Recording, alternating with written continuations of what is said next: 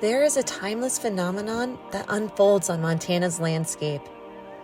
A symphony of wings take flight in spring, guided by an inner compass heading north. But before their final destination, they take respite in an ancient glacial wetland.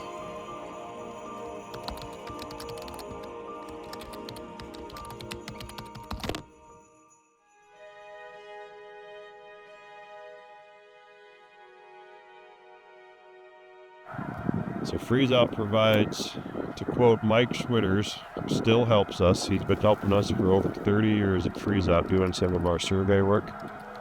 Quote Mike, he always referred to Freezout as a hotel with a restaurant and a pool. So the hotel is Freezout, place to stay overnight, multiple nights. The restaurant is all the ag fields, private ag fields around here that these birds feed in.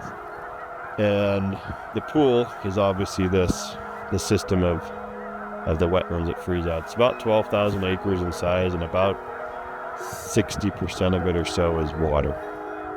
The landscape was carved out thousands of years ago by glaciers, creating a wetland area, which is now known as Freezout.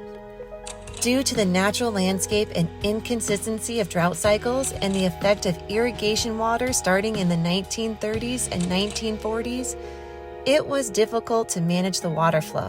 So, in the 1950s, to improve overall habitat conditions for a multitude of bird species, ditches, irrigation, and other water structures were created to keep water in the area year-round. The end result was a main lake, 6 ponds, and Priest Butte Lake, creating a wetland haven for birds. One bird species that has benefited immensely is the snow goose.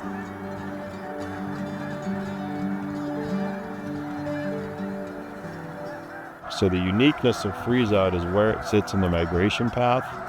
They've learned how to use Freezout even before Freezout was developed what it is today. They've learned how to use that over hundreds of years or maybe even thousands of years in the migration process.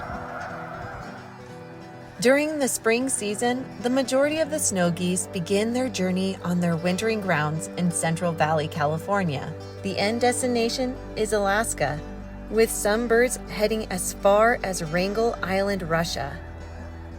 Freezout is essential for these birds to have enough reserves for the 3,000-plus mile track.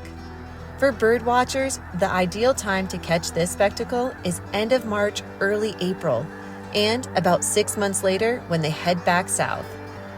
With the best time to view the birds in flight is early morning or right before sunset, as these geese go to feed or make their way north. The number of birds that stage through Freezout is astonishing, with as many as over 100,000 in one day. Counting is vital in managing and monitoring these species.